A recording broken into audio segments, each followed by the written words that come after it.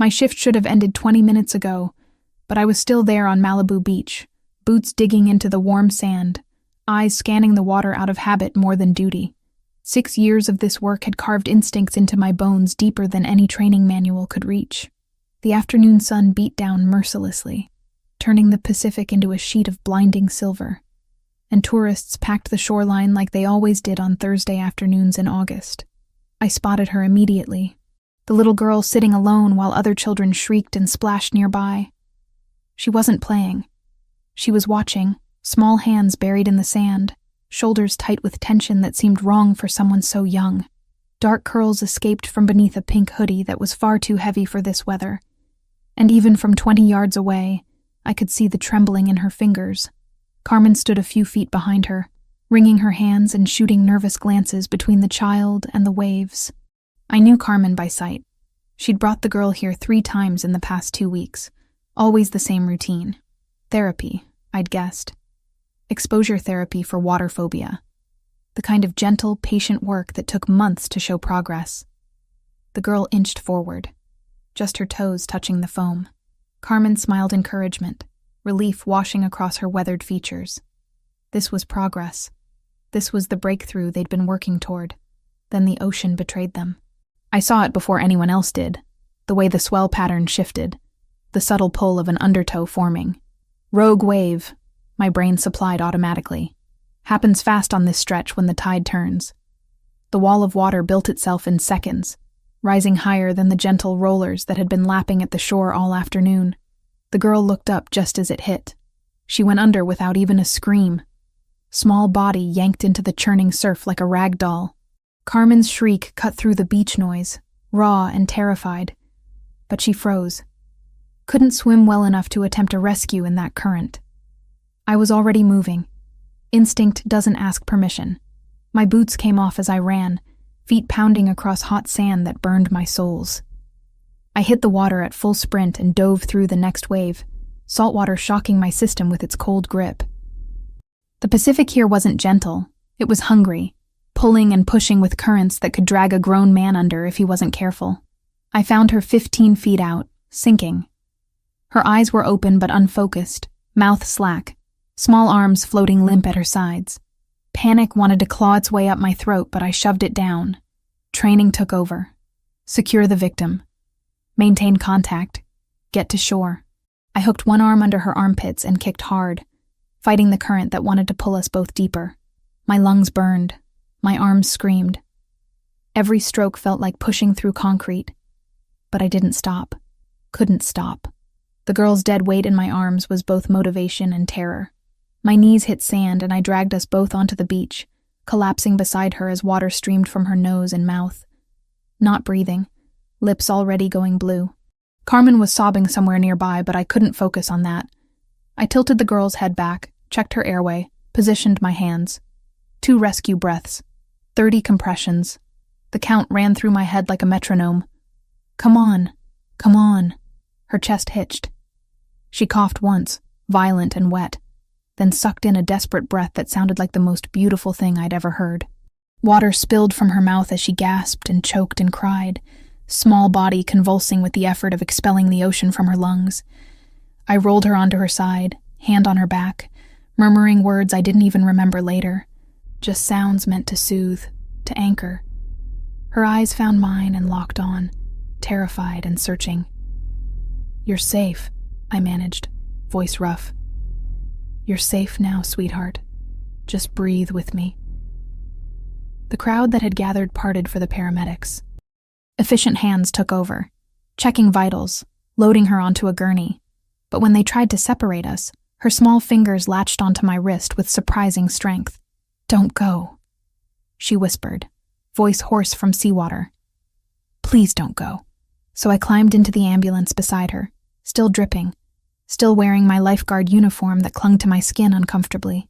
Carmen followed in a separate vehicle, phone pressed to her ear, speaking rapid Spanish that I couldn't quite catch over the siren. The hospital was chaos wrapped in sterile white walls and antiseptic smell. They rushed the girl, Sophia, I learned from the paperwork, into an examination room while I stood uselessly in the hallway, leaving puddles on the linoleum floor. A nurse brought me a towel and a cup of terrible coffee. I accepted both. I was filling out the incident report when the atmosphere changed. It started with the security guards straightening, hands moving instinctively toward their radios. Then the whispers from the nurses at the station, voices dropping to urgent murmurs. The double doors swung open, and men in suits entered like a wave of darkness, moving with synchronized precision that spoke of military training. 4 of them fanned out across the waiting area, hands clasped in front of them, eyes hidden behind dark sunglasses that had no business being worn indoors. They didn't speak, didn't need to. Their presence alone commanded the space, made everyone else shrink back instinctively. Then he walked in. Tall, easily 6'3", broad shoulders filling out a black suit that probably cost more than I made in 3 months. Dark hair swept back from a face carved with sharp angles and a jaw that could cut glass. But it was his eyes that stopped me. Dark, intense, the kind of eyes that saw everything and revealed nothing. He moved through the hospital like he owned it, like every person in that building existed solely at his pleasure. And maybe they did. The staff certainly treated him that way. Nervous deference wrapped in fear, wrapped in respect. His gaze swept the room and landed on me, pinned me in place. For 3 heartbeats we just stared at each other, and I felt something shift in my chest. Recognition, maybe, though I'd never seen him before in my life. Or maybe just the bone-deep understanding that my life had just taken a turn toward something dangerous. "Where is she?" His voice was low, controlled, but I heard the tremor underneath. Fear masquerading as command. A doctor appeared, Dr. Cross according to her badge, and guided him toward Sophia's room. I followed without being asked, pulled by some instinct I didn't understand. Sophia's eyes lit up when she saw him. "Daddy?" He was at her bedside in 3 strides, large hands impossibly gentle as they framed her small face. The mask cracked just for a moment. I saw the terror beneath, the desperate love of a father who'd almost lost everything. Then his eyes found me again, standing awkwardly in the doorway, still damp, still clutching my incident report. "Who are you?" Not aggressive, just absolute. A demand for information that expected immediate compliance. "Claire Hartwell. I'm a lifeguard." I pulled her out. Sophia's hand shot out, grabbing mine before I could step back. "She saved me, Daddy." The water was so scary and she saved me. Something shifted in his expression. The hardness softened fractionally around the edges. He stood slowly, moved toward me with that same predatory grace. "Thank you." 2 words that sounded like they'd been dragged from somewhere deep. "I owe you everything." "You don't owe me anything. I was doing my job." His head tilted slightly, studying me with new interest. "Your job ended at 3. It's 3:20. Observant. Unsettling. She needed help. Most people would have called 911 and watched. I'm not most people." That earned me something that might have been a smile on someone less intimidating. Clearly, Sophia still hadn't let go of my hand. Her grip was weak, but insistent. Fingers cold against my palm. "Don't leave. Please don't leave." The man, her father, watched this interaction with an expression I couldn't read. Then he turned to me fully, and I felt the weight of his attention like a physical thing. "How much do you make?" "As a lifeguard." I blinked. "Excuse me?" "Your salary. Annually. I don't see how that's relevant." "Humor me." Something in his tone suggested this wasn't a request. 45,000. Plus overtime. He nodded once, as if that confirmed something. "Work for me instead. Full-time. Your only job is to protect my daughter." My mouth opened, closed. I can't just... 150,000. Health insurance. Housing provided. The number hit me like a physical blow. More than triple my current salary. Enough to finally move my mother to a better facility. One with actual specialists instead of overworked nurses. Enough to breathe for the first time in 3 years. "Why?" I managed. His gaze never wavered. "Because my daughter trusts you. Because you jumped into dangerous water without hesitation. Because I need someone who acts on instinct when it matters." He paused. "And because I can see you need the money." That last part stung with its accuracy. "I need time to think about this. You have 24 hours. I'll leave my card with the nurse." He turned back to Sophia, smoothing her damp curls with surprising tenderness. "Get some rest, Principessa." As he moved toward the door, he stopped beside me, close enough that I could smell expensive cologne and something darker underneath. Power, maybe. Danger. Think carefully, Claire Hartwell. This offer won't come twice. Then he was gone, taking his small army with him, leaving me alone with a sleeping child and a decision that felt like standing at the edge of a cliff, trying to decide whether to jump. The hospital room felt smaller once Raphael Luminari stood in it. He moved with the kind of authority that didn't need announcement. Every step deliberate, every breath measured. Behind him, an older man with prematurely gray hair and sharp eyes followed. His brother, I learned later. Adriano. The family resemblance was there in the jawline, the bearing. But where Raphael carried cold control, Adriano radiated calculated wariness. Dr. Cross provided her update with clinical precision. Sophia was stable, vitals strong. No lasting damage from oxygen deprivation, but they'd keep her overnight for observation. Standard protocol for near-drowning cases. Raphael listened without interrupting, his hand never leaving Sophia's. The girl had fallen asleep finally, exhaustion claiming her small body after the trauma. But even unconscious, she'd kept her fingers wrapped around mine. When the doctor finished and excused herself, Raphael's attention shifted fully to me. The weight of his scrutiny made my skin prickle with awareness I didn't want to name. "You saved her life." Not a question. A statement delivered with the finality of someone used to dealing in absolutes. Anyone would have done the same. "No." His voice dropped lower. "They wouldn't have. Most people hesitate. Fear overrides instinct." He paused, eyes narrowing slightly. "You didn't hesitate." I shifted uncomfortably, suddenly aware of how disheveled I looked. Still in my damp lifeguard uniform, hair tangled with salt and sand, bare feet leaving marks on the sterile floor. It's what I'm trained for. Training doesn't eliminate fear. It just gives you tools to work through it. He stood slowly, movements fluid despite his size. "What's your full name?" "Claire Hartwell." "Family?" The question felt invasive, but something about his tone made refusal feel dangerous. "My mother. She's in a care facility. Multiple sclerosis." His expression didn't change, but I saw something flicker in those dark eyes. Recognition, maybe. Or calculation. "Father?" "Dead. Fishing accident when I was 19. "Siblings?" "No." He nodded once as if filing away information. "Your salary. Not enough to cover your mother's care and your own expenses." It wasn't a question, and the accuracy of it made my stomach clench. How did he know about my mother's facility? "I manage." "Barely."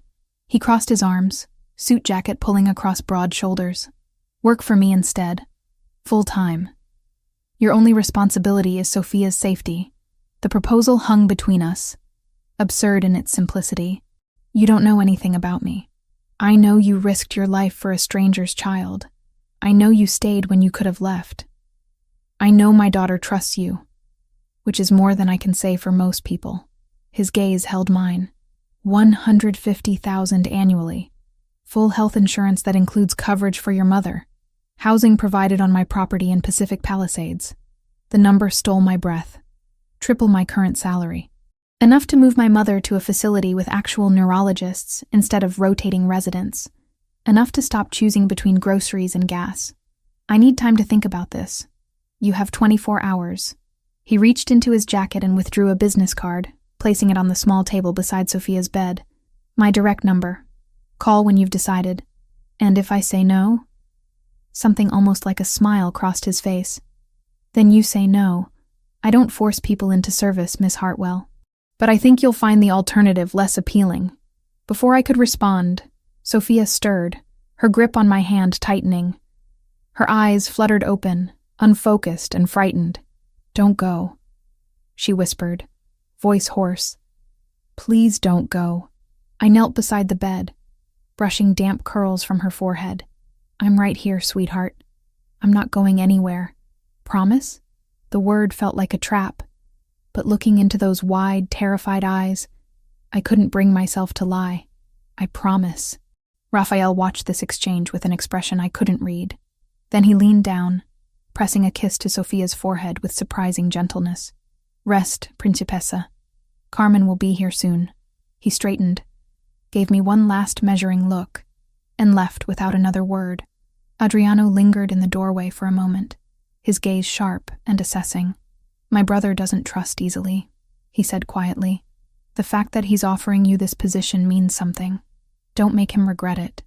Then he was gone too, leaving me alone with a sleeping child and a business card that felt like it weighed 1,000 pounds. I stayed until Carmen arrived, guilt-stricken and apologetic. She took my place at Sophia's bedside, thanking me over and over in rapid Spanish that I only half understood. I assured her it wasn't her fault, that rogue waves were unpredictable, that Sophia was safe now. The drive home to my tiny studio apartment felt surreal. I kept replaying the offer in my head.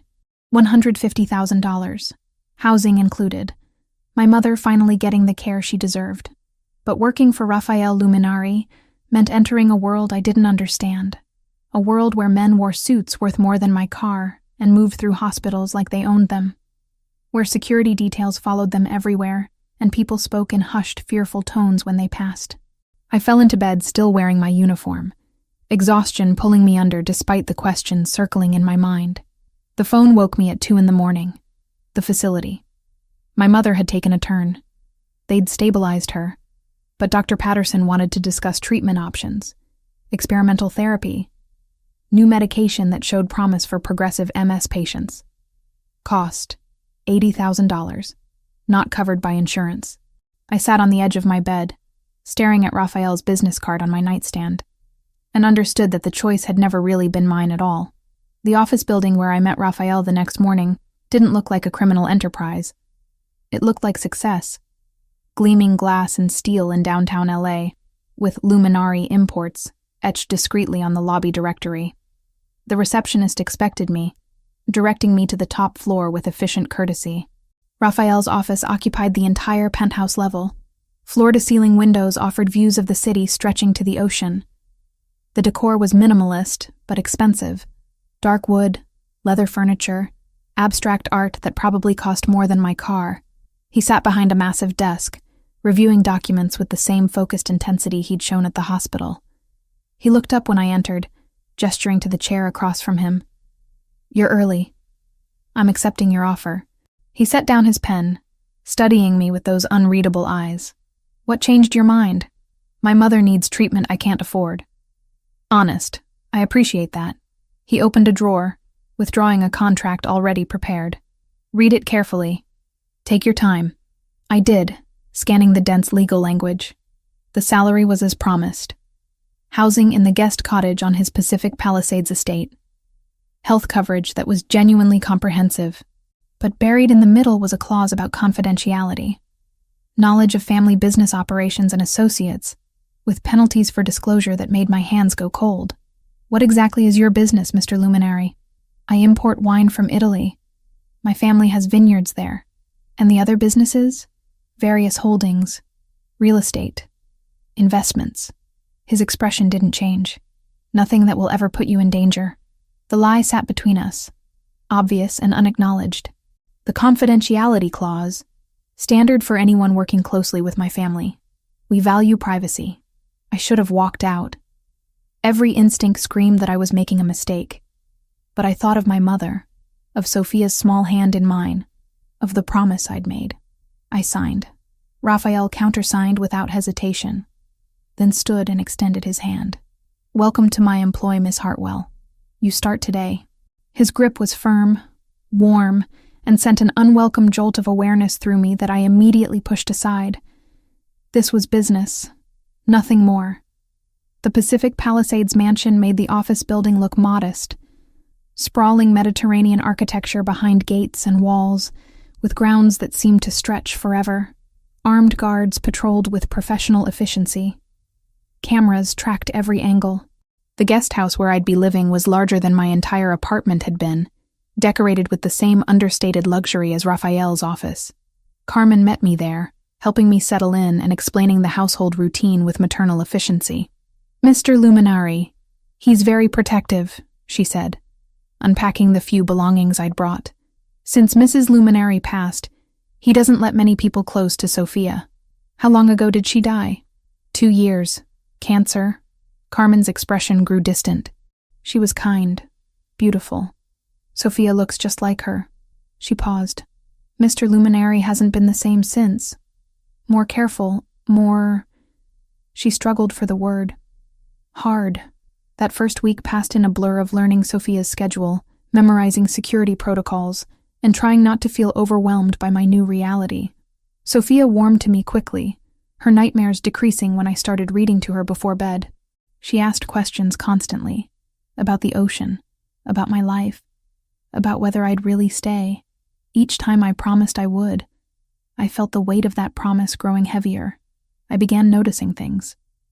The late-night meetings in Raphael's study, men arriving in expensive cars, speaking in low Italian, the way conversations stopped when I entered rooms, the careful way everyone avoided discussing exactly what business Raphael conducted. One evening, passing by his study, I heard raised voices. The door was slightly ajar, and I glimpsed Raphael gesturing sharply at a man I didn't recognize. The tension was palpable even from the hallway. Carmen appeared beside me, gently steering me away. Mr. Luminary's meetings are private. What kind of business is he really in, Carmen? Her expression closed off immediately. The kind you don't ask questions about if you value your peace. That night, Sophia woke screaming from a nightmare about drowning. I held her while she cried, singing softly until she fell back asleep in my arms. When I looked up, Raphael stood in the doorway, watching with an expression that made my breath catch. She trusts you, he said quietly. She's a good kid, sweet. She doesn't let people in easily. Neither do I. He moved closer, and the guest room suddenly felt smaller. But you're different. She knew it from the moment you pulled her from the water. I'm just doing my job. No. His voice dropped lower. You're doing much more than that. And I'm beginning to think hiring you was either the best decision I've made or the most dangerous. Before I could ask what he meant, he was gone, leaving me alone with a sleeping child and the growing certainty that I'd stepped into something far more complicated than a simple employment arrangement. The conversation with Tyler didn't go the way I'd hoped. We sat in the cramped booth of our usual diner, grease-stained menus between us, and I watched his expression darken as I explained Raphael's offer. Claire, no. He set down his coffee hard enough that it sloshed. The Luminary name, do you have any idea what that means in this city? It means he imports wine from Italy. It means he controls half the ports on the West Coast. It means people don't cross him and live to regret it. Tyler leaned forward, voice dropping. My cousin works dock security. The stories he tells about the shipments that come through Luminary-controlled areas. I don't want to know. The words came out sharper than I intended. That's the problem. You don't want to know, but you're about to live on his property. Watch his kid. Become part of whatever world he operates in. I pushed my untouched eggs around the plate. My mother needs treatment. $80,000 for experimental therapy that might give her 5 more good years. Tyler's face softened. Shit. Claire, I'm sorry. When did you find out? Dr. Patterson called at 2 this morning. They want to start within the month. We sat in silence for a moment, the clatter of dishes and conversation washing over us. Finally, Tyler reached across the table and squeezed my hand. Just promise me you'll be careful. And if things get weird, weirder than they already are, you'll get out. I promised, though we both knew it was a lie. By morning, my decision was made. I called Raphael's number from the business card, and within 3 hours, I was sitting in his downtown office signing a contract that felt like selling my soul. The money hit my bank account before I'd even finished reading the confidentiality clause. The move happened with shocking efficiency. Raphael had arranged for movers to pack my studio apartment while I was at the office. By sunset, I stood in the guest house on his Pacific Palisades estate, surrounded by boxes and luxury I couldn't quite process. The cottage was 3 times the size of my old place, with floors that gleamed and furniture that looked like it belonged in a magazine. Through the windows, I could see the main house, a sprawling Mediterranean villa that seemed to go on forever. Carmen found me standing in the kitchen, staring at the espresso machine I had no idea how to operate. It's intimidating at first, she said kindly, moving to show me the controls. But you'll adjust. We all do. She spent the afternoon walking me through Sophia's routine with maternal patience.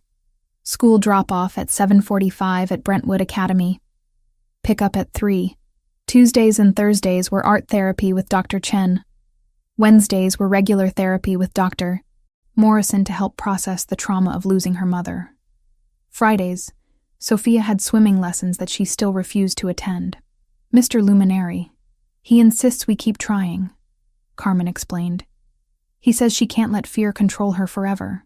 I thought of Sophia's small body limp in my arms, the terror in her eyes when she'd woken. Maybe fear exists for a reason. Carmen's expression shifted, something unreadable crossing her features. Perhaps. But Mr. Luminary doesn't accept limitations. Not for himself, not for his daughter. The security protocols took longer to learn. There were codes for every door, cameras monitoring every angle of the property, armed guards who patrolled in shifts. I was given a phone that linked directly to the security team and told to keep it on me always. Why so much security for a wine importer? I asked. Carmen's answer was careful. Mr. Luminary values privacy. And Sophia, after what happened to Mrs. Luminary, he takes no chances. That first week passed in a haze of adjustment. Sophia warmed to me quickly, asking questions constantly, trailing me through the guest house and showing me her favorite hiding spots in the garden. Her laugh was infectious when she forgot to be sad, and watching her come alive reminded me why I'd accepted this position in the first place. But at night, I started noticing things that didn't fit the wine import narrative. Men in expensive suits arriving after dark, always in pairs or groups. Conversations that happened in Raphael's study behind closed doors, voices rising and falling in Italian that sounded nothing like business discussions. The way everyone's posture changed when Raphael entered a room. Not respect, but something closer to fear. One evening, I passed by his study and found the door slightly ajar. I shouldn't have stopped. Shouldn't have looked. But I heard Raphael's voice, sharp with authority, and curiosity overrode common sense. Through the crack, I glimpsed him standing at his desk, flanked by Adriano. 3 other men faced them, and the tension in the room was palpable even from the hallway. Raphael gestured sharply, speaking rapid Italian that I couldn't follow but understood in my bones. This was power. Command. The kind of conversation where lives hung in the balance. One of the men started to argue, and Raphael's hand came down on the desk with a crack that made me flinch. His response was quieter, but the men went pale. Miss Hartwell. Carmen's voice behind me nearly stopped my heart. I spun, guilt written across my face. I was just coming to ask me something? Her smile didn't reach her eyes. Mr. Luminary's business meetings are private. It's better not to be curious about them. What kind of business requires armed guards and midnight meetings? Carmen's expression closed off completely. The kind you don't ask questions about if you value your peace. Come, I'll show you how Sophia likes her breakfast prepared. That night, I couldn't sleep. I lay in the massive bed in my cottage, staring at the ceiling and trying to reconcile the man who'd gently kissed his daughter's forehead with the one who'd commanded that room with barely controlled violence. Around 2 a.m, I heard screaming. Sophia. I was moving before conscious thought, crossing the yard to the main house in bare feet, using the code Carmen had given me for emergencies. I found Sophia's room on the 2nd floor.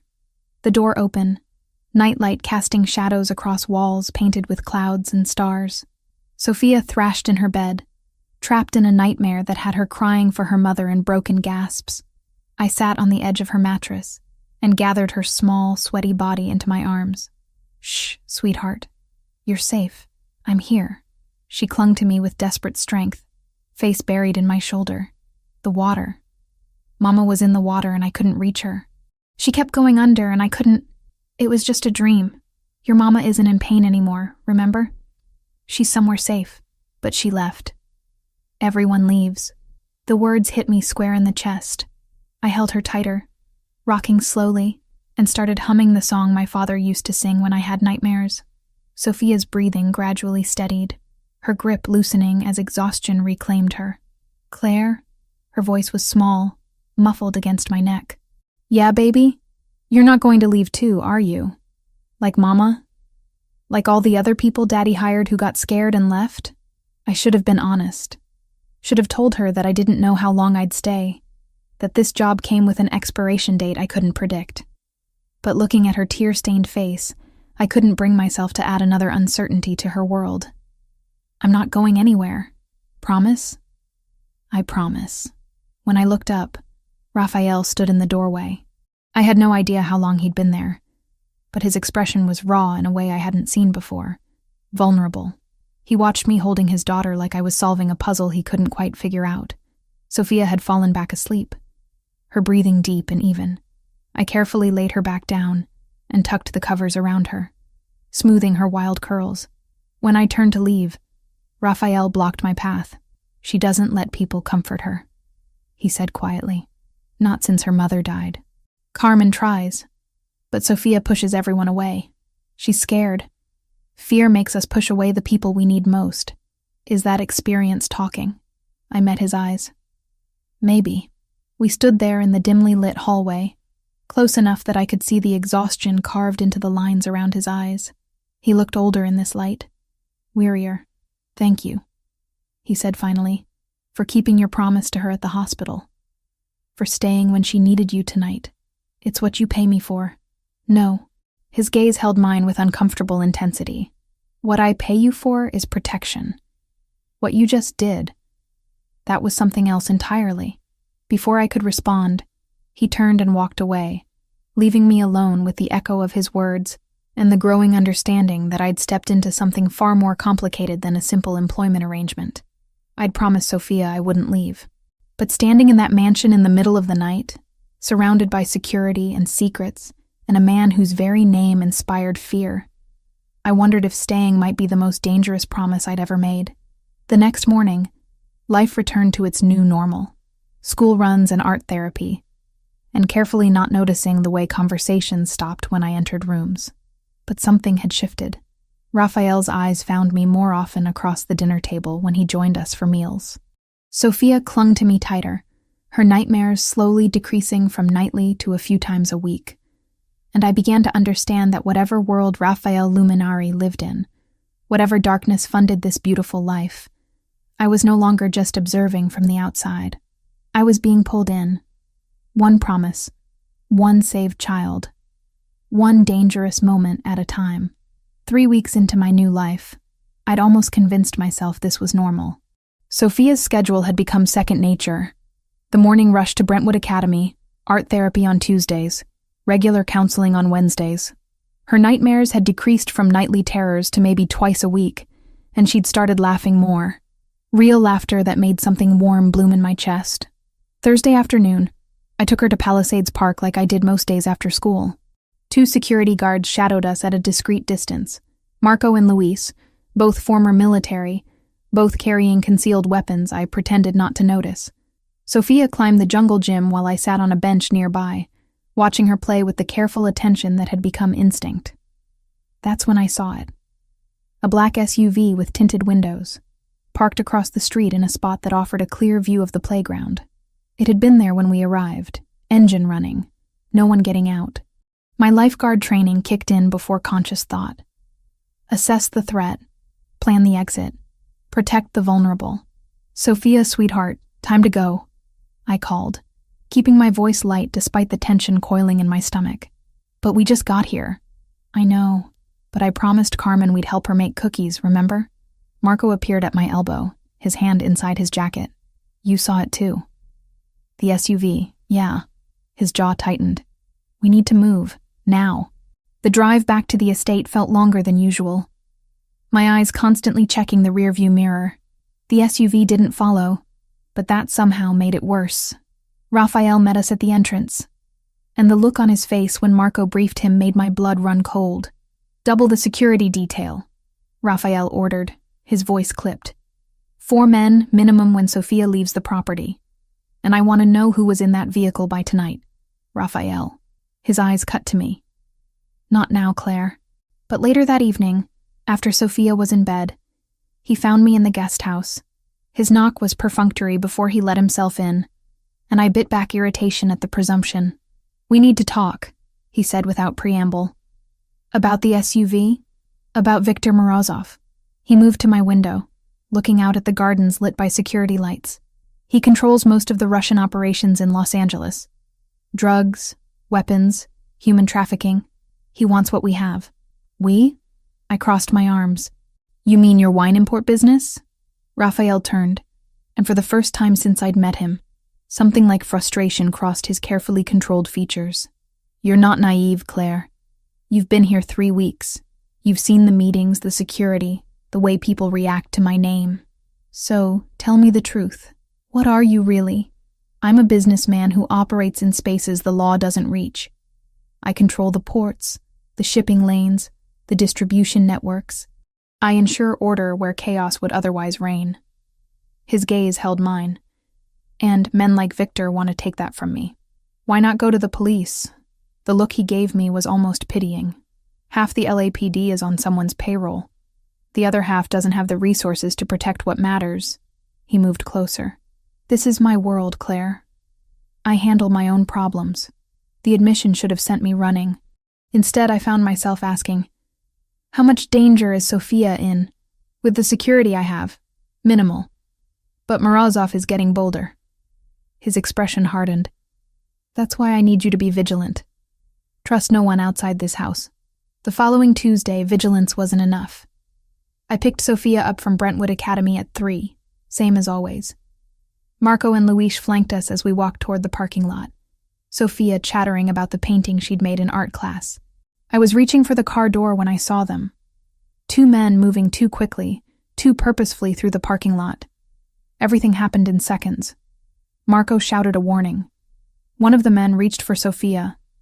My lifeguard training took over, the same instinct that had made me dive into dangerous water without hesitation. I grabbed Sophia, spun her behind me, and screamed "Fire!" at the top of my lungs. The word cut through the afternoon like a blade.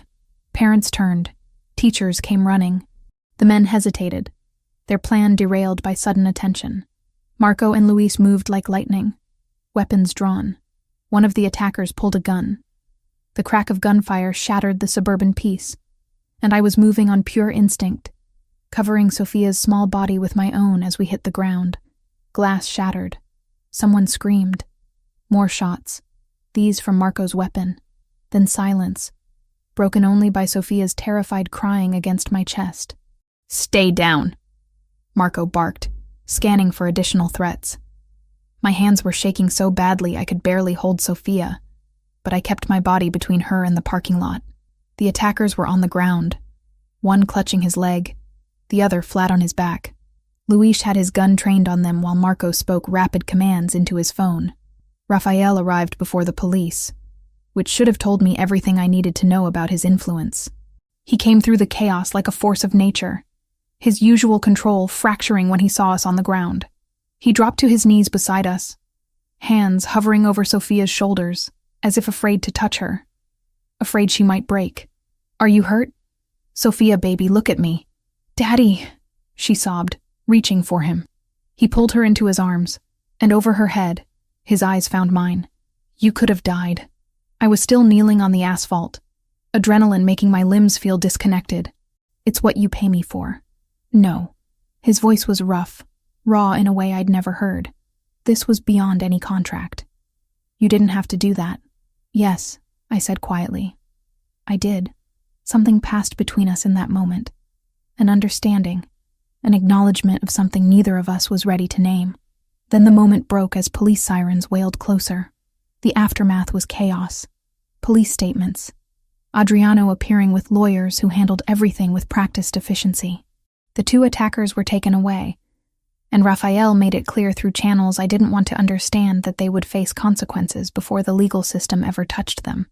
That evening, a woman arrived at the estate unannounced.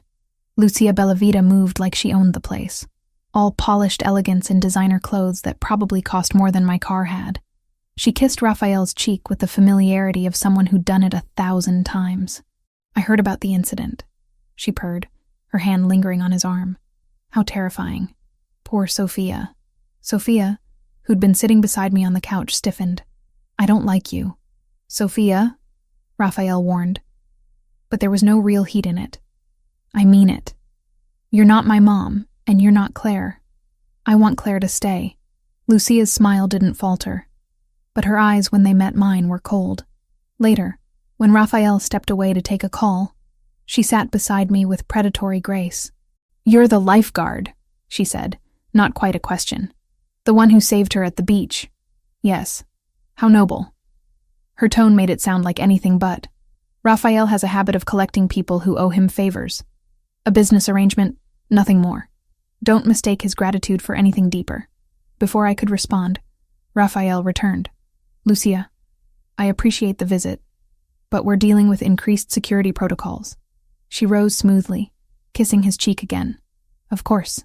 Call me if you need anything." Her gaze slid to me one last time. Anything at all. After she left, Raphael found me in the kitchen, staring at nothing. "She's wrong," he said quietly. "About what?" "About why you're here." He moved closer, close enough that I could smell his cologne, feel the heat of his body. "This stopped being just business the moment you jumped into that water. We both know it." My heart hammered against my ribs. "Raphael, your mother," he interrupted. "I can provide additional security for her facility. No one will be able to touch her." The offer should have been welcome. Instead, it felt like another chain. "No," his brow furrowed. "Claire, I already owe you everything. My job, my home, my mother's treatment. I won't owe you her safety too." I met his eyes. "She stays out of this." For a long moment he just looked at me. Then he nodded slowly. "As you wish. But if that changes, it won't." He left without arguing. But I saw something in his expression I couldn't quite name. Respect, maybe. Or concern. That night, I lay awake thinking about gunfire and Sophia's small body in my arms. About the way Raphael's control had cracked when he'd thought we were hurt. About Lucia's warning and the growing certainty that I was in deeper than any contract could define. Somewhere in the house, I heard voices. Raphael and Adriano, speaking in tense Italian. The investigation into the attack. The search for whoever had given away our schedule, our route. The perfect time to strike. There was a traitor in Raphael's organization. Someone close enough to know our movements. And until they were found, none of us were safe. I pulled the covers tighter and tried not to think about how much easier it would be to leave. How much smarter. But I'd made a promise to Sophia. And increasingly, I realized, I'd made one to myself too. Whatever this world was that Raphael inhabited, whatever darkness funded these beautiful lies, I was no longer just an observer. I was part of it now, for better or worse. The week after the school parking lot incident passed in a tense blur. 4 security guards shadowed us everywhere now. Sophia's nightmares returned with a vengeance, and I spent most nights in her room, holding her while she cried herself back to sleep. Raphael worked longer hours. His study door closed more often than not, the murmur of Italian conversations bleeding through the walls at all hours. I'd started to understand what Carmen had meant. About not asking questions. About letting things be. But understanding and accepting were different things entirely. It was Wednesday night when everything changed. Sophia was finally asleep after an hour of reading, and I headed downstairs to grab water from the main house kitchen. The estate was quieter than usual. Most of the staff had gone home, and even the usual rotation of guards seemed lighter. I was passing Raphael's study when I heard the sound. A muffled cry, then the crack of something hard against flesh. My feet stopped moving before my brain could catch up. The door wasn't fully closed, just a sliver of space, but enough. I shouldn't have looked. Every instinct Carmen had tried to drill into me screamed to walk away, to pretend I'd heard nothing, seen nothing. But my hand was already pushing the door wider, my eyes already adjusting to the scene inside. Raphael stood in the center of the room, suit jacket discarded, shirt sleeves rolled to his elbows. Blood spotted the white fabric. Adriano leaned against the desk, arms crossed, expression carved from stone. And between them, tied to a chair, was a man I recognized from the estate, one of the security team, Carlo. Raphael's fist connected with Carlo's jaw, and the sound made my stomach turn. Not the violence itself. I'd seen bar fights, domestic disputes during my beach patrol days, but the cold precision of it. The way Raphael moved with calculated control, each blow measured, purposeful. Where is Morozov's base of operations? Raphael's voice was ice. Last chance, Carlo. Carlo spat blood. Go to hell. Another hit. This one to the ribs. The crack of bone was unmistakable. I must have made a sound. A gasp. A whimper. Something. Because Raphael's head snapped toward the door. Our eyes locked, and I saw it happen in real time. The predator recognizing an intruder. The mask slipping back into place. Claire. Not a question. A command wrapped in my name. I stumbled backward, but Adriano was already moving, blocking my escape route with his body. I think she's seen enough to warrant a conversation. Get her out of here, Raphael said, but his eyes never left mine. No. My voice shook but held. I'm already here. Might as well tell me the truth. The truth? Raphael's laugh was bitter. You want the truth? This man sold information to Viktor Morozov. He told them exactly where Sofia would be, when, and how many guards would be with her. He's the reason men with guns showed up at her school. I looked at Carlo. At the blood running from his nose. The way he wouldn't meet my eyes. Guilty. Unmistakably guilty. So call the police. The police? Raphael moved toward me, and I forced myself not to flinch. The police can't hold him. Morozov has judges, lawyers, cops on his payroll. Carlo would be out in 48 hours, and my daughter would still be a target. So you're just going to torture him? I'm getting information that will keep my family safe. He stopped inches from me, close enough that I could see the flecks of blood on his collar. This is my world, Claire. I told you that when you signed the contract. I told you not to ask questions. No. Something hot and furious rose in my chest. You told me you imported wine. You told me Sofia needed protection. You never told me I'd be working for someone who... I gestured at Carlo, at the blood, at everything wrong with this picture. Who does this? Raphael's jaw tightened. I never lied to you. You chose not to see. The accuracy of that hit like a physical blow. He was right. I'd seen the guns, the guards, the late-night meetings. I'd heard Carmen's warnings and Tyler's concerns. I'd known, and I'd chosen the money anyway. Chosen the comfort and security and the ability to save my mother. I need to leave. The words came out strangled. You can't. What do you mean I can't? I quit. Find someone else to watch Sofia. Adriano spoke from behind me, voice heavy with something like pity. Check your contract, Miss Hartwell. Section 12, subsection C. Knowledge of family operations constitutes a security risk.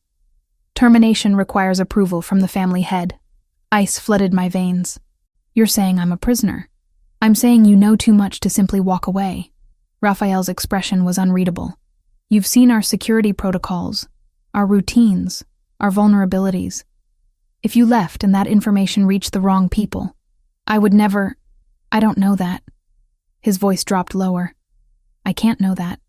So you stay until I decide otherwise. The cage I'd been living in suddenly became visible. Golden bars, yes. Comfortable prison, absolutely. But a prison nonetheless. This is insane. This is survival. Raphael turned back to Carlo. Adriano, take Claire back to the guest house. Make sure she stays there. Don't touch me. I jerked away from Adriano's reaching hand. I can walk myself. But I didn't go to the guest house. I went to Sofia's room, needing to see her, needing to remind myself why I'd stayed in the first place. She was curled around Mr. Flopsy, her stuffed rabbit, breathing deep and even. Peaceful in a way she rarely was anymore. I sat on the edge of her bed and tried to reconcile the man who'd kissed this child's forehead with such gentleness with the one I'd just seen systematically breaking another human being. Claire? I turned to find Sofia awake, eyes heavy with sleep. Hey, sweetheart. Just checking on you. You're sad. It wasn't a question. Did Daddy make you sad? Smart kid. Too smart. Grown-ups have complicated feelings sometimes. Are you going to leave? Her voice went small. Like everyone else who gets scared of Daddy? The question shattered something in my chest. Has that happened before? She nodded. Lots of times. People come to work for Daddy, and then they see something or hear something, and they get scared and leave. Daddy says it's because they're weak. She sat up, clutching my arm. But you're not weak. You saved me. You're the strongest person I know. I pulled her into my arms, feeling the weight of my promise at the beach settling heavier on my shoulders. I'm not going anywhere, baby. I promised you that, remember? But you're mad at Daddy. Yeah, I am a little bit. Will you stop being mad? I don't like it when people are mad at each other. It makes my tummy hurt. I kissed the top of her head, breathing in the sweet scent of her strawberry shampoo. I'll try, okay? Now go back to sleep. The next morning, Tyler showed up at the gate. I didn't even know he was there until one of the guards called the main house, and Raphael intercepted me before I could reach the entrance. He can't come in. Why not? He's my friend. He's a connection to your old life. A potential security risk. He's a lifeguard who knows nothing about your business. He knows you work for me. He knows where you live. That's already too much. Raphael's expression was immovable. I've told the guards to turn him away. Something inside me snapped. All the fear and confusion and anger from the previous night boiled over in a surge of pure rage. You don't own me, don't I? His voice was dangerously soft. Let's review, shall we? You live in my house. You eat my food. You use my vehicle, my insurance, my resources. Your mother breathes because I pay for her treatment. You exist in this life because I allow it. You son of a... My hand moved before thought, connecting with his cheek with a crack that echoed through the foyer. The security guards tensed, hands moving toward weapons. Raphael held up a hand, stopping them. For 3 heartbeats, we just stared at each other. Then he moved, fast as lightning, catching my wrist and pulling me against him. Feel better? His voice was rough, breath hot against my face. No. Good. Because I don't either. The kiss was inevitable. Angry and desperate and wrong in every way. His mouth crashed against mine with bruising force, and I kissed him back with equal fury, channeling every conflicted emotion into the press of lips and clash of teeth. His hand fisted in my hair, angling my head, and I dug my nails into his shoulders hard enough to leave marks through his shirt. It lasted maybe 30 seconds. Then reality crashed back in, and we broke apart like we'd been burned. That was... I started. A mistake, Raphael finished, voice rough. That was a mistake. Agreed. We stood there breathing hard, the space between us charged with everything we couldn't say. Then Raphael stepped back, smoothing his shirt with shaking hands. Adriano wants you to understand the consequences of betrayal, of what happens when someone crosses the line. He wouldn't meet my eyes. You'll witness Carlo's execution tonight. Non-negotiable. Raphael, 7 o'clock. Study. Don't be late. He walked away before I could argue, leaving me alone with the taste of him still on my lips and the crushing realization that I'd just kissed a man who terrified me. Worse, I'd wanted it. The execution was clinical. Quick. A single shot to the head while Carlo knelt in the basement I hadn't known existed. I didn't scream. Didn't cry. Just stood there with Adriano's hand on my shoulder, forcing myself to watch as the man who'd endangered Sophia paid the price. This is the world you're part of now, Adriano said quietly, as Carlo's body was wrapped in plastic. You can fight it, or you can accept it, but you can't escape it. That night, I lay in bed staring at the ceiling, unable to close my eyes without seeing blood. Sophia was safe.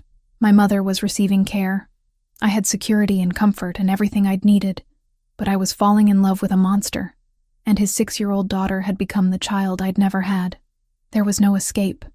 Not from Raphael's world, and not from the terrifying truth that I didn't want to escape anymore. The cage door was open, and I was choosing to stay. That realization was more frightening than anything I'd witnessed in Raphael's study. 2 weeks crawled by after Carlo's execution. I barely slept. When I did, I saw blood spreading across concrete, heard the crack of gunfire echoing in my ears. Sophia sensed something was wrong. Kids always do, and clung to me tighter than usual. Her nightmares returned with renewed intensity, and most nights found us curled together in her bed, both of us seeking comfort we couldn't quite name.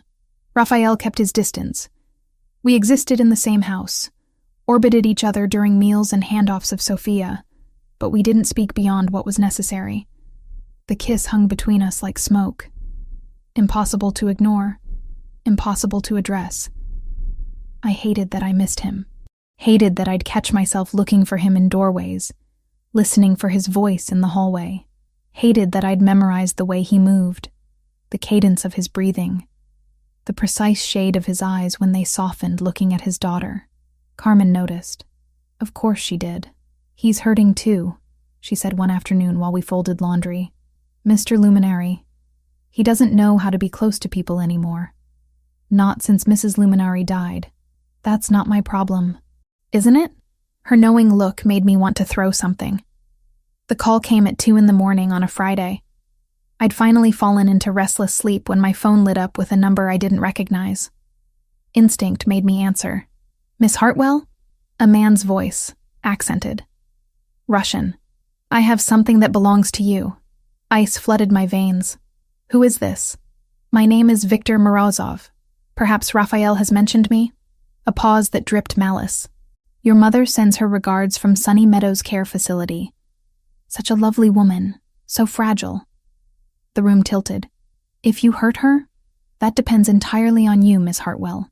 You have 6 hours to present yourself at the address I'm texting you. Come alone. Tell no one.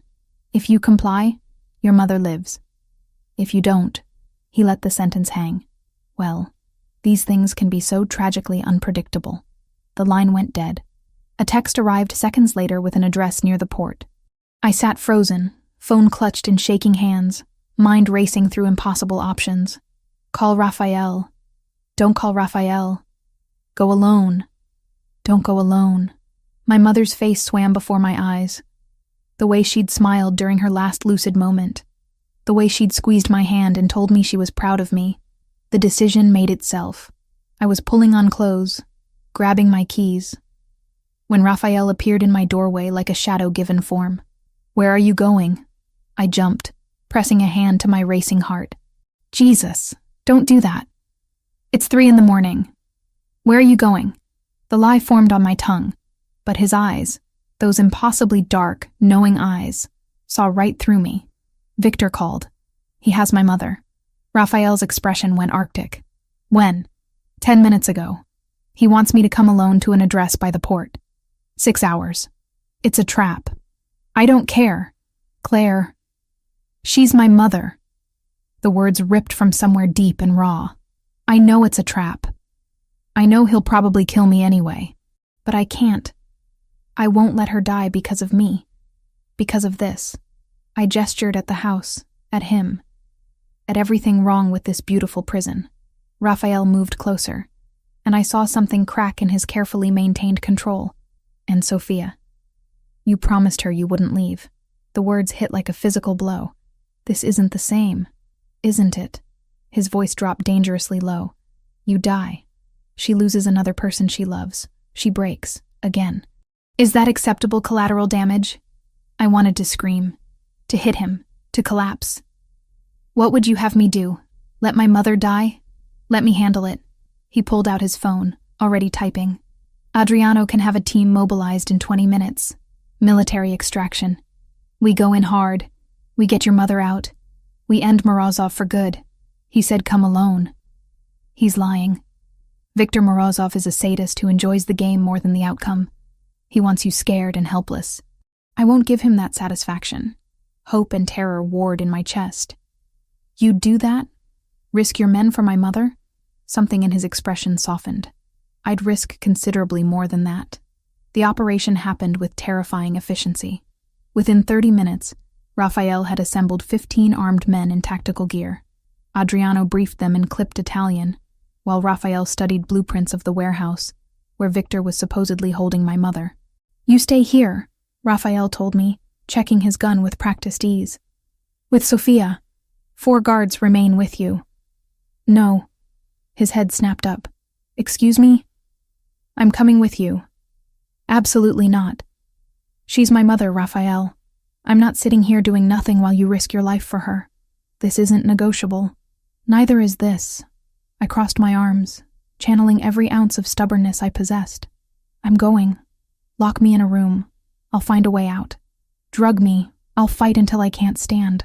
You want me to stay? You'll have to shoot me. Adriano made a sound that might have been amusement. Raphael looked like he wanted to strangle me and kiss me in equal measure. "Fine," he bit out. "But you stay in the vehicle. You don't leave. You don't engage. You're dead weight on this op. Understand?" I nodded, relief making my knees weak.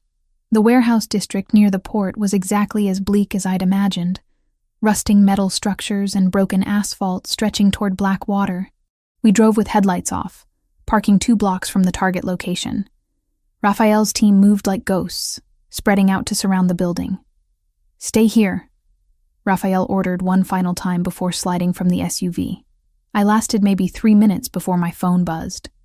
A video message from an unknown number. I opened it and nearly vomited.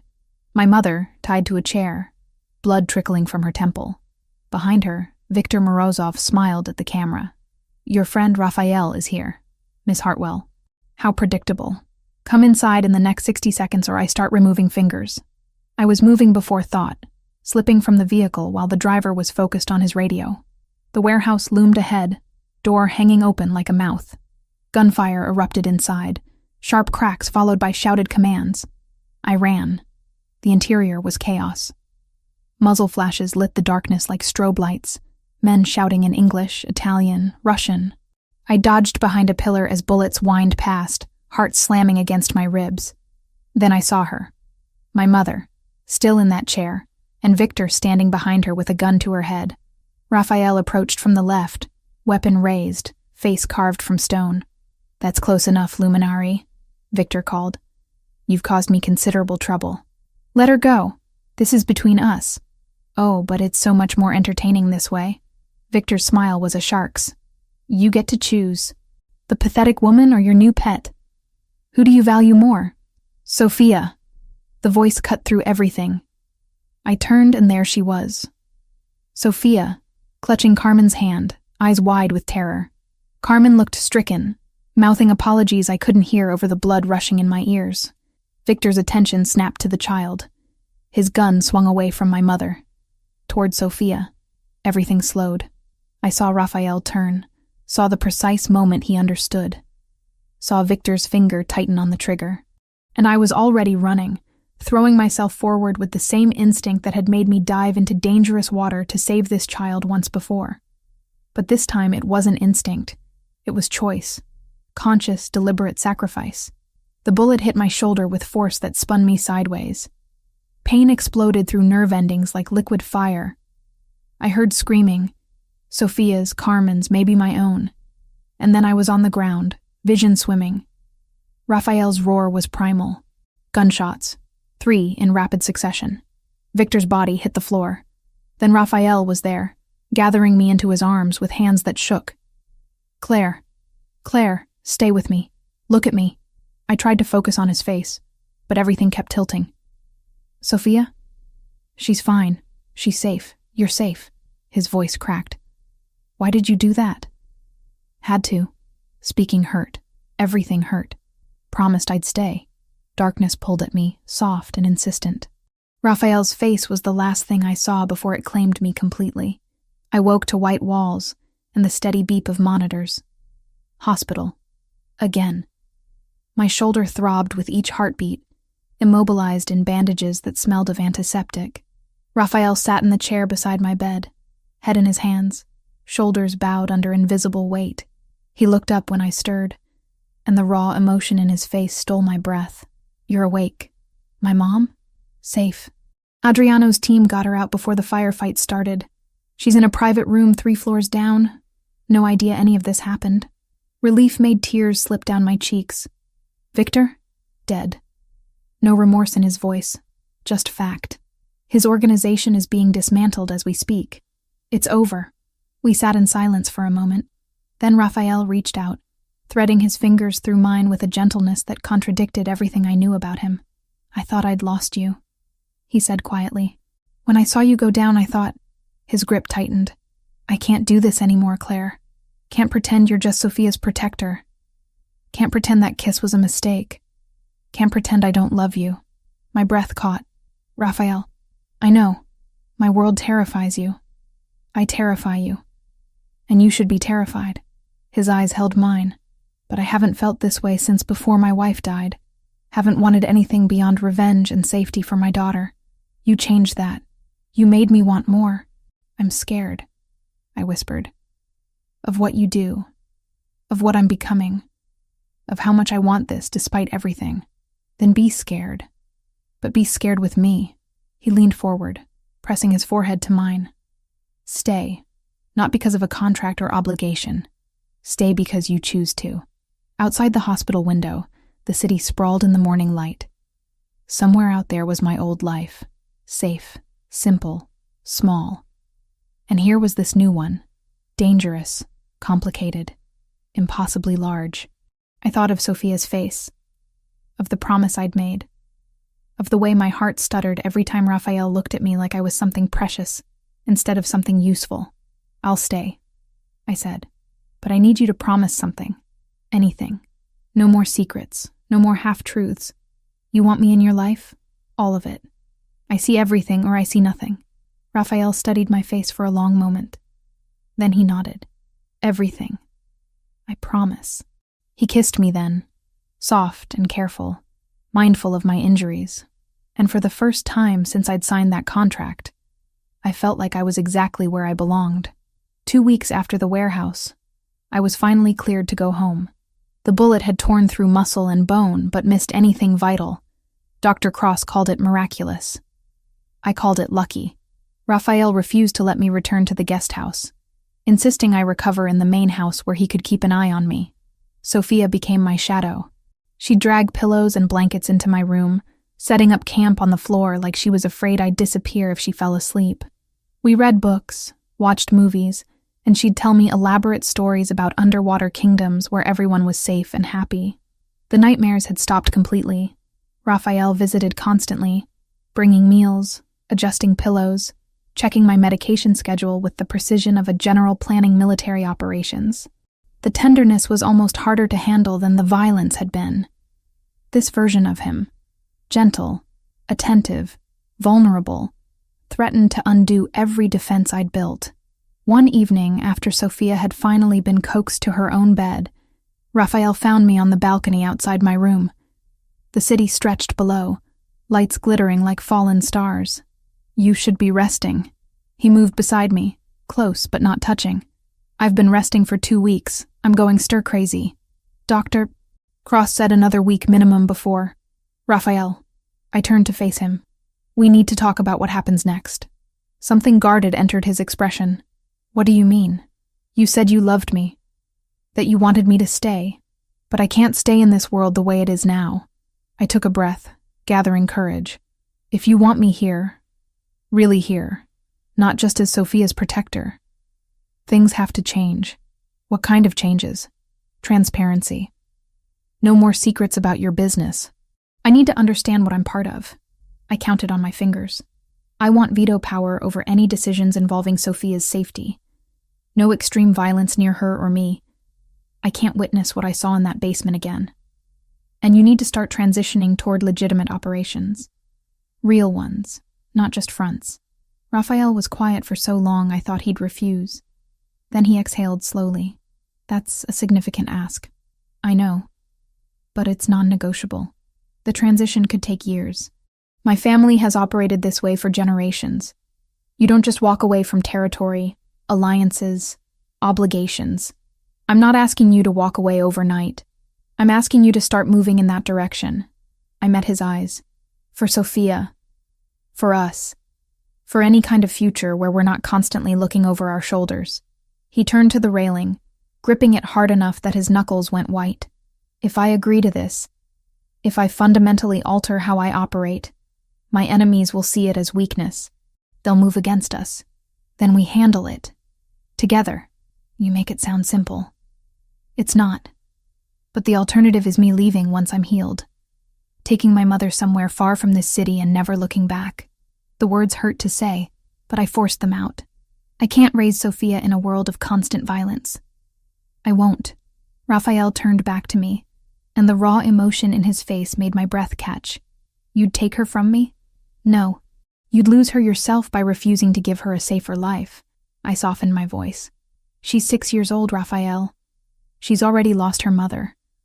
How much more trauma can she survive before it breaks her permanently? The truth of that hit him visibly. He moved closer, cupping my face with both hands. Everything you asked for. I agree to all of it. Just like that?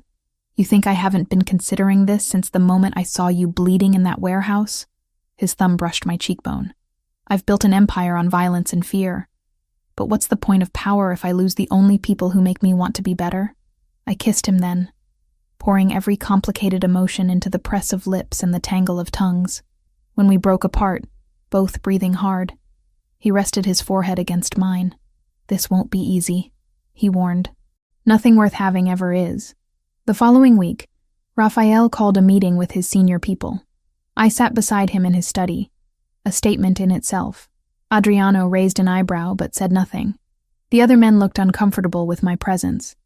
But Raphael's expression brooked no argument. We're restructuring, he announced without preamble. Over the next 5 years, we transition primary operations to legitimate business. Wine import expands. We invest heavily in real estate, shipping logistics, security consulting. And the current operations? Adriano asked carefully. Phase out gradually. We honor existing obligations but take no new contracts in weapons, gambling, or anything that draws federal attention. Raphael's tone left no room for debate. I've already started talks with the Castrovani family about assuming some territory. We'll maintain enough presence to stay protected, but reduce exposure significantly. The room erupted. Men talking over each other, objections flying. Raphael let it continue for 30 seconds before slamming his hand on the desk with a crack that silenced everyone. This isn't a discussion. It's an announcement. His voice went deadly quiet. Anyone who can't adapt is free to leave with full severance and my recommendation to other families. But if you stay, you follow this path. Adriano studied his brother for a long moment. Then he nodded. I'm with you. That was all it took. The others fell in line, though I saw doubt and resentment in several faces. Change wouldn't come easy, but it would come. 3 weeks later, Lucia Bellavita returned. She swept into the estate like she'd never left, all designer clothes and perfect hair, demanding to see Raphael. I was in the garden with Sophia when Carmen came to get me, her expression tight with worry. Miss Lucia is here. She's very upset, making accusations. My stomach sank. What kind of accusations? She's saying you're working with the police, that you're an infiltrator sent to destroy Mr. Luminari's organization. Sophia's hand tightened in mine.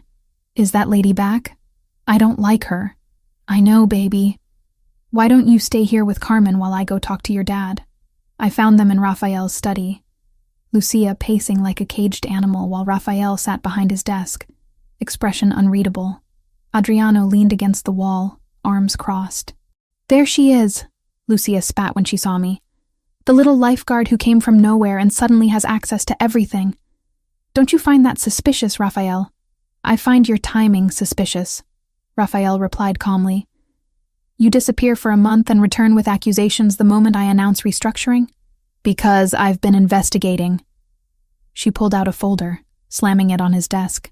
Phone records. Bank transactions. She's been in contact with someone at the FBI. Ice flooded my veins. That's impossible. Is it? Lucia's smile was vicious. 3 calls to the same number over the past month. A number registered to Special Agent David Chen. Raphael's expression went carefully blank. Explain. I can't. My mind raced. I don't know anyone named David Chen. I haven't been in contact with the FBI. The evidence says otherwise. Lucia leaned forward. She's playing you, Raphael. Using your feelings to destroy you from the inside. Let me see those records. Adriano pushed off the wall, studying the documents. His frown deepened. The number is listed, but... He pulled out his own phone, dialing. This is Adriano Luminari. I need a trace on... He stopped. When? I see. Thank you. He hung up, looking at Lucia with new interest. That number was registered to an FBI agent. David Chen, who was killed in the line of duty 8 months ago. Before Claire ever came here, the color drained from Lucia's face. That's impossible. I verified. You verified what you wanted to see. Raphael stood slowly. which raises the question of how you got these records at all. Standard phone company data doesn't show this level of detail unless someone with access pulls it. Someone with connections. Or someone who's been working with Viktor Morozov, Adriano added quietly, using his network to manufacture evidence. Lucia took a step back. You're insane. I would never. Viktor knew things only someone close to the family could have told him. Raphael continued, moving around the desk. Schedules, security protocols, weaknesses. His eyes never left Lucia. You've been spending a lot of time at his clubs over the past year. I have statements from people who saw you there. Raphael, please. Investigation takes time when you're not looking in the right places. He stopped inches from her. But once you know where to dig, evidence surfaces quickly. Bank transfers from Morozov's operations to accounts connected to your father's business. Recorded conversations between you and Viktor's lieutenant about payment for information. Lucia's composure shattered. He promised me power. Said once you were out of the way, his organization and mine could unite. That I'd be more than some alliance marriage you rejected. So you endangered my daughter. Raphael's voice went glacial. Sold information that led to attempts on Sophia's life. The child was never supposed to be hurt. That wasn't part of the plan. Get her out of my sight. Raphael turned away dismissively. Adriano, arrange transport out of the city. If she's here by tomorrow night, she dies. If she ever returns, she dies. If any member of her family attempts contact with mine, they all die. Adriano grabbed Lucia's arm, dragging her toward the door despite her protests. Raphael waited until they were gone before turning to me. I'm sorry. His hands flexed at his sides. I should have known immediately that evidence was fabricated, that you'd never betray us. You had to verify. I understand. I moved closer, taking his hand. This is what transparency looks like. Asking hard questions.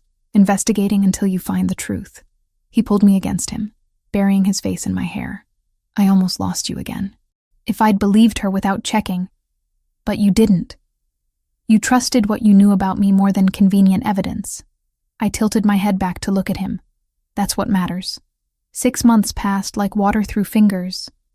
The transition Raphael promised began taking shape. Slowly, with resistance, but undeniably real. The wine business expanded into legitimate distribution deals. Real estate investments multiplied. Security consulting contracts with actual corporations started filling the ledgers alongside the shadowy operations that were gradually phased out. I still worked as a lifeguard 3 days a week. Raphael had been incredulous when I insisted, but I needed that connection to who I'd been, to the person who'd dived into dangerous water without hesitation.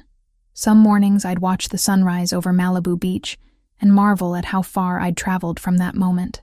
Sophia bloomed. The nightmares were gone completely. She'd even started swimming lessons. Actual lessons, not the terror-filled therapy sessions.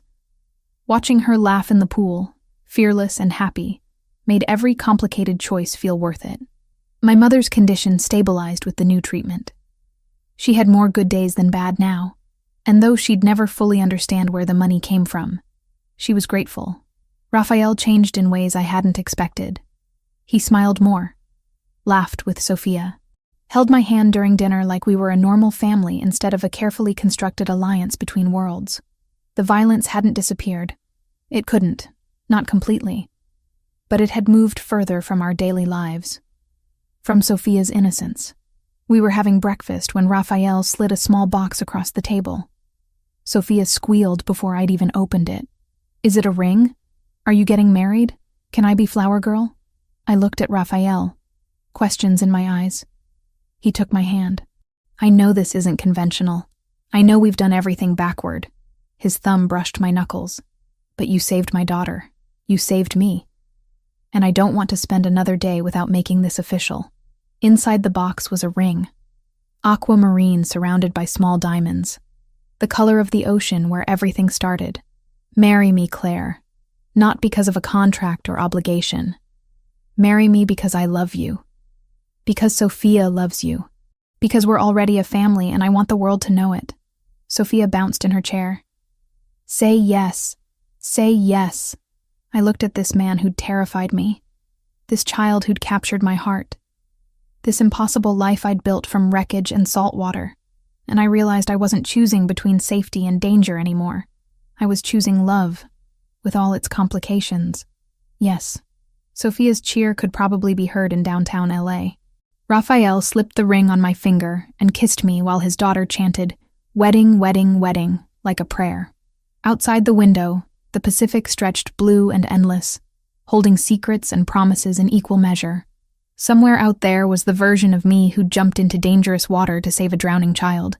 She would hardly recognize the woman I'd become, but I thought she'd be proud anyway. We'd both learned that sometimes salvation means diving into the darkness, trusting that we'll find our way back to the light. And sometimes, we surface holding something worth keeping. 6 months after the proposal, I stood in front of a full-length mirror wearing a dress I'd never imagined I'd own.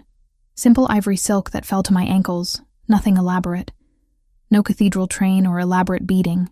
Just clean lines that felt right for a woman who spent half her mornings in a lifeguard uniform.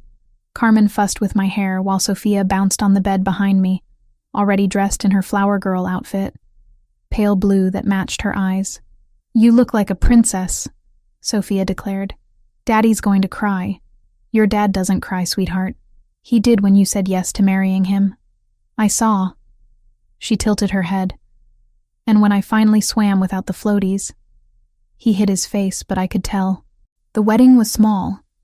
Just family and the few people who'd earned Raphael's trust over the years.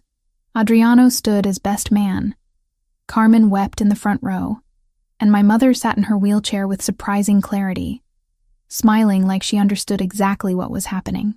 We married on the beach, not Malibu where I'd saved Sophia, but a private stretch of coastline that Raphael owned. The ceremony lasted 15 minutes. No religious officiants or elaborate vows, just a judge who'd known Raphael's father and words we'd written ourselves. When Raphael slipped the aquamarine ring on my finger, his hand shook slightly.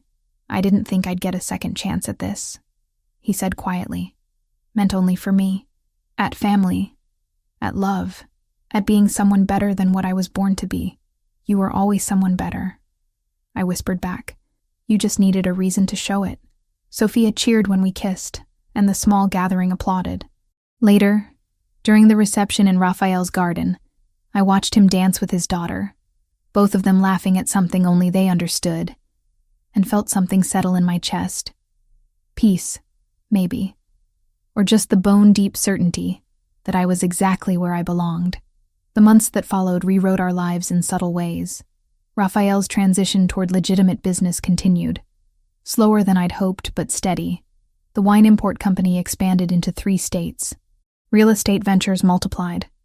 He still maintained connections to his old world, still commanded respect that came from decades of power, but the violence had moved further from our daily existence. My mother's condition remained stable. The experimental treatment had bought us time, if not a cure. I visited her twice a week, and she always asked about that handsome man and the sweet little girl. Some days she remembered their names. Other days she just smiled and held my hand. I kept working as a lifeguard 3 mornings a week. Raphael had stopped trying to convince me to quit, understanding finally that I needed that connection to who I'd been. The salt air and endless horizon kept me grounded when his world threatened to pull me under. But the biggest change was Sophia. She'd started swimming lessons 8 months after the near drowning that had brought us together. Real lessons, not the terror-filled exposure therapy with Carmen. I was her instructor, of course. Neither Raphael nor I would trust anyone else with something so personal. The first few sessions were difficult. She'd panic when water touched her face, cling to the pool edge with white knuckles, cry that she wanted to stop. But she was her father's daughter. Stubborn, determined, refusing to let fear win. By month 3, she could float on her back without my hands supporting her. By month 5, she was doing basic strokes across the shallow end. By month 7, she asked if we could try the ocean. That morning, 1 year and 2 months after I'd pulled her unconscious from the surf, we stood together at the water's edge. Sophia wore a bright yellow swimsuit, her dark curls pulled into a ponytail that bounced as she jumped from foot to foot. "I'm ready," she announced, though her grip on my hand said otherwise. Raphael stood further up the beach with Adriano. both of them trying and failing to look casual. I knew Raphael's heart was probably hammering as hard as mine. "We don't have to do this today," I offered Sophia one more time. "We can wait." "No." Her jaw set with familiar luminary determination. "I want to. The ocean took Mama, but it gave me you. I'm not scared anymore." The logic was 6-year-old simple, but it broke something open in my chest. We waded in together, the water cold enough to make Sophia gasp. I kept one hand under her back, supporting her as she kicked experimentally. A wave rolled toward us, small, gentle, and she tensed. "I've got you," I promised. "Just like that first day. I'll always have you." She nodded and pushed off. Her strokes were clumsy but determined, arms churning water as she moved parallel to the shore. I stayed beside her, ready to catch her if she faltered. But she didn't need me.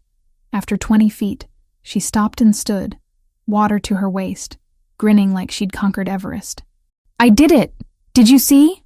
From the beach, Raphael whooped loud enough to startle seagulls. Sophia splashed toward shore, and he caught her up in his arms, spinning her while she shrieked with laughter. Over her head, his eyes found mine, and the gratitude in them was almost painful to witness. That afternoon, the three of us walked the beach together. Sophia ran ahead, collecting shells and chasing waves that retreated before her feet. Raphael's hand found mine, fingers interlacing with the ease of long practice. "Thank you," he said quietly. "For what?"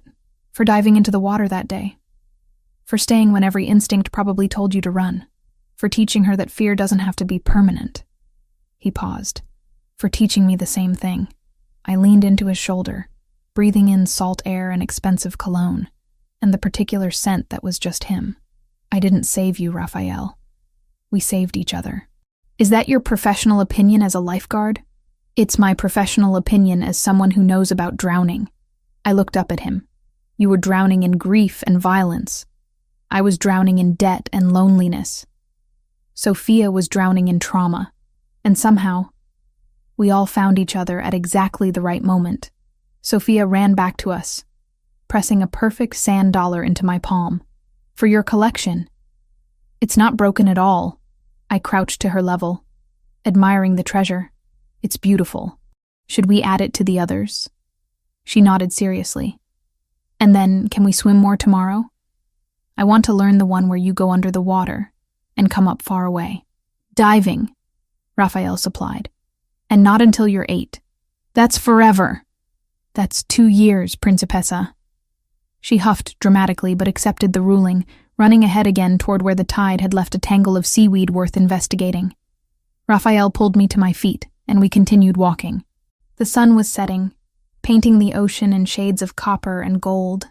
I thought about the girl I'd been a year ago, desperate, exhausted, making impossible choices out of necessity. I thought about the man Raphael had been, buried in darkness, seeing his daughter as the only light in a world built on violence. We were different people now. Not perfect, not free from complications, but real in ways we hadn't been before. "I love you," Raphael said suddenly. "I don't say it enough. You say it every morning and every night. Then I should say it more."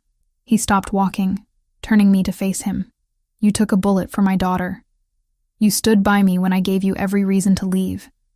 You demanded I be better, and then believed I could be. That's not love you repay with words. How do you repay it?" He glanced toward Sophia, now dancing in the foam where water met sand. "By being the man who deserves it.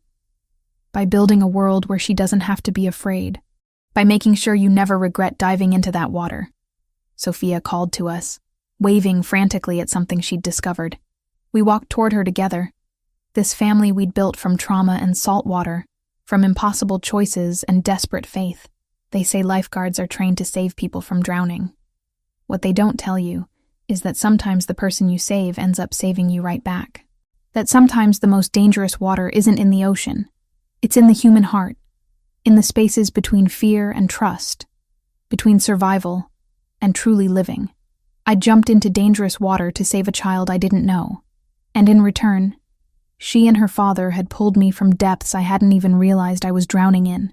That evening, back at the house, I tucked Sophia into bed with her new sand dollar placed carefully on her nightstand. She was asleep before I finished the first page of our book, exhausted from swimming and sun. Raphael found me on the balcony later, watching stars emerge over the Pacific. He wrapped his arms around me from behind, chin resting on my shoulder. "Happy?" he asked. I thought about it seriously.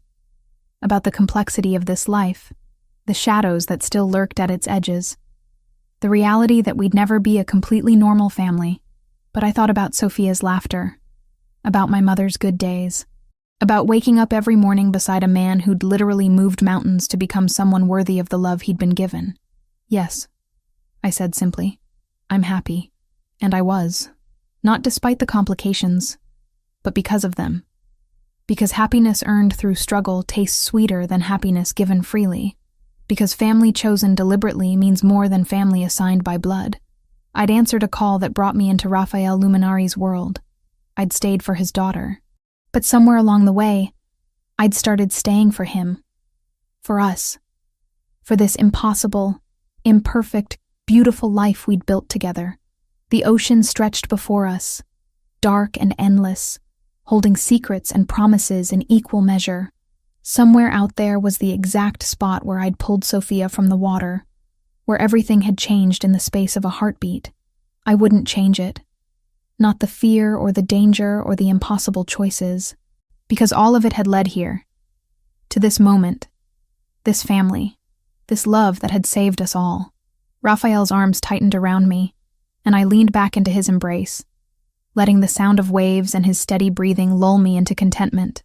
Sometimes salvation looks like diving into dangerous water, and sometimes it looks like choosing to stay when every instinct screams to run. I'd done both, and I'd do it again in a heartbeat.